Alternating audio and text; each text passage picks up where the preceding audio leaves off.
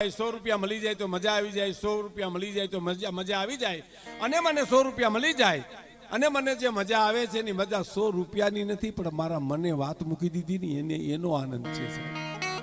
મારા મને વાત છોડી દીધી, ત્યાગી દીધી, સંતોષ થઈ ગયો, એનો આનંદ છે. મનના જ ખેલ છે. નહીં ઓલી આપણું જૂનું દ્રષ્ટાંત છે, શેઠની હવેલી હળગી અને કોઈ જે ગામના પાદરમાં કીધું કે તમારી હવેલી હળગી ગઈ અને બિચારા જાપેથી હડી કાઢી પડતા આવે, અરે મારું બધું બળી ગયું, મારા નાથે મારું બધું બાળી નાખ્યું, હવે મારી પાસે કાંઈ નોર્યું. એમાં કોક વચ્ચે આવીને કીધું કે રોમાં બાપા હવેલી 6 મહિના પહેલા તમારી દીકરાએ વેચી નાખીશ.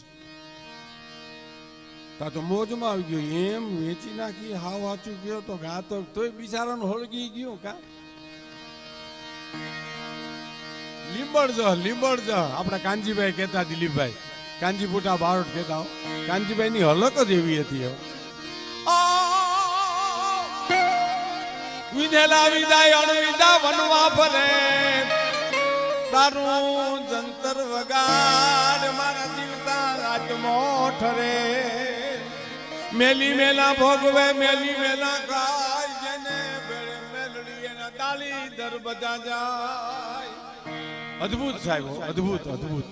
શું એની શૈલી હતી. એકવાર અમે પ્લેનમાં બધા જતા હતા મુંબઈ, ભાઈદાસ હોલમાં પ્રોગ્રામ હતો, લાખાભાઈ, પ્રાણભાઈ ને હું, દિવાલબેન ને કાનજીભાઈ ને બધા. હવે કાનજીભાઈ પહેલી વાર પ્લેનમાં બેઠા એટલે હજડબબ બેઠેલા, આમ સીટ પકડી નીમજ્યા. તો લાખાભાઈ કે કંઈક મોકરા તો પડો, તો કે નહીં આમાં શેની અડાઈ નહીં, હેઠું પડે.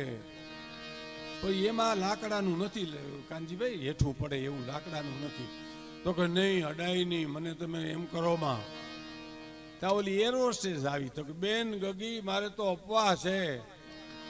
લાખાભાઈ કે બેન ગગી નો સમજે, ના પાડી દે, નો ખાવું હોય તો કાંઈ વાંધો નહીં. હવે ટૂંકમાં એમ કરીને અમે માન મુમું પી ગયા. પણ ભાઈદાસ હોલમાં રૂપાલા સાહેબ વાર્તા માંડીને એમાં 15 મિનિટ તો પ્લેનની જ કરી સાહેબ. એને દુનિયાએ શું વિકાસ કર્યો છે.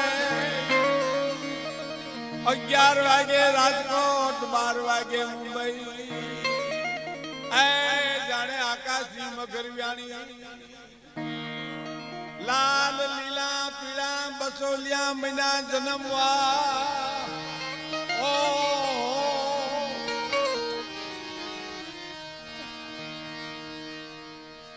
કાનજીભાઈ પૈણમાં આવ્યો, એનો મલક છે એનો. આ એના બધા શ્રોતા છે દિલીપભાઈ બધા.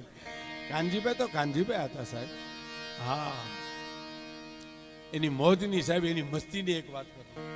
દિલ્હી જ્યારે ગયા, રતુભાઈ અદાણી બધાને લઈ ગયા, લાખાભાઈને કાનજીભાઈને કવિ દાદને બધા દિવાળી બધા ગયા હતા.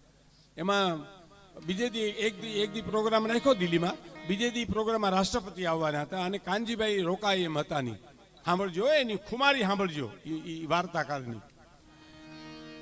એટલે રતુભાઈ અદાણી કીધું કાનજીભાઈ રોકાઈ જાવ, આજે આપણે બીજો પ્રોગ્રામ કરવાનો હતો. તો રતુભાઈ મારાથી રોકાવા એમ નથી, મારે પૂગવું પડે એમ છે, પોરબંદર પાસે ગામડે નામ માંડવા જવાનું છે મારે. કે અરે પણ કે આપણા પ્રોગ્રામમાં રાષ્ટ્રપતિ આવે, તમારી વાત સાચી જ, પણ ગામડાનો જે મેયર છે ને એ નામ મંડાવે છે ને, એ મારો રાષ્ટ્રપતિ જ છે, મને જવા દો કા. અને નીકળી ગયા સાહેબો. એટલે એની શૈલી મને આ મલકમાં આવ્યો, એટલે મને તને યાદ આવી, એટલે મેં ઝલક તમને બતાવી.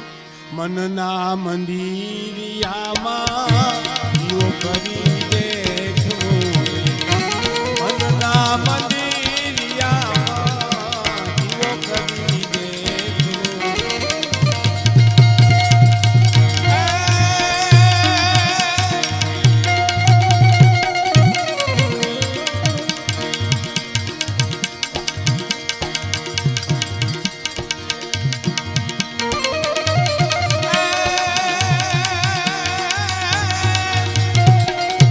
ભક્તિની આંખે સગડું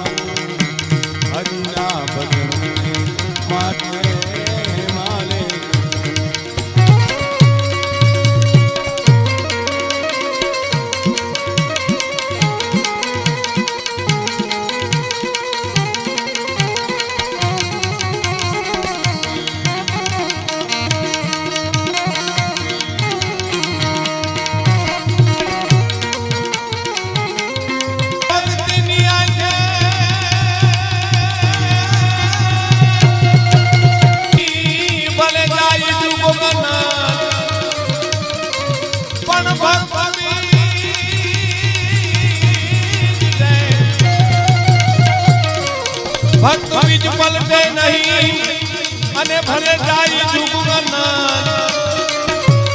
ઈ તો ઊંચ નીચ ધર અવતરે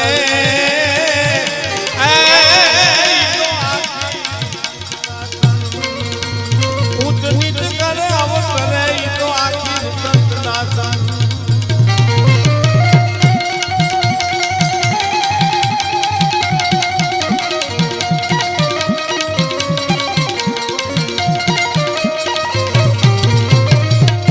ભક્તિની આંખે સગડું દેખું ને દેખાડું હરિના ભજનને માટે હેમાલે ન જાવું હેમાલે ન જાવું હયું હેમાલો બનાવું હરિના ભજનને માટે હેમાલે ન જાવું હરિના ભજનને માટે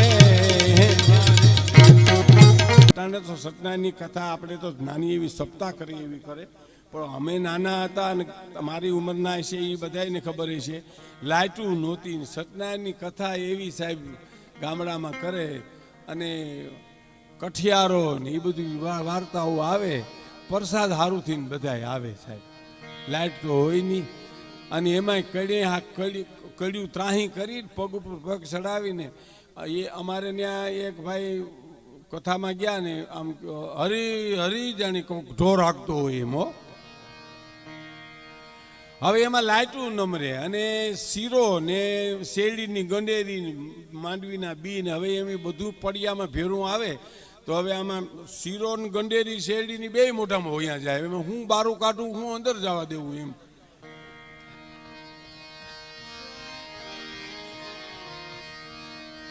અને એવા હોકારા દે હરે હરે જેને કોઈ ગુજરી ગયો હોય એમ હજી તો કઠિયારો આવ્યો પ્રસાદ કઈ આવે એના હારુથી ને જ આવ્યો હોય ડાયરો લગભગ હે સાહેબ પણ એના માટે થતી પણ તો ભક્તિની આંખે સગડું દેખું અને દેખાડું હરિના ભજનને માટે હિમાલયને જાવું પણ પછીની કડી બહુ સરસ છે સાહેબ અમુક કવિતામાં અમુક જગ્યાએ પ્રાણ હોય સાહેબ આખું લોકગીત ગાવ તો એક જ કડી ઉપર પ્રાણ હોય આખું ભજન ગાવ તો એક જ કડી ઉપર પ્રાણ હોય આખો છંદ ગાવ તો એક કડી ઉપર પ્રાણ હોય ની પ્રાણ હોય એની ઉપર આખો છંદ ઊભો હોય એની ઉપર આખું ભજન ઊભું હોય એની ઉપર આખું લોકગીત ઊભું હોય એવી પ્રાણવાન કડી હરિદાન મુનિ હવે જે લખે છે ને કે મુક્તિની જુગતી મારા ગુરુએ બતાવી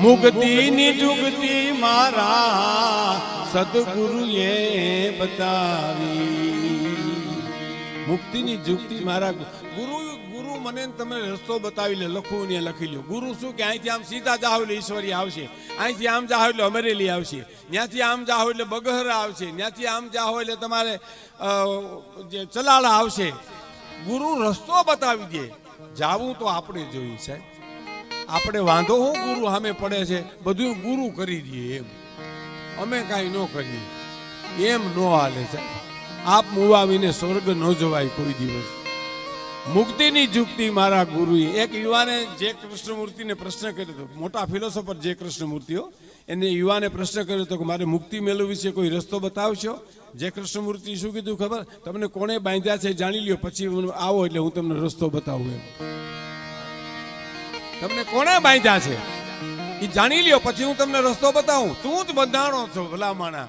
થાંભલાને આપણે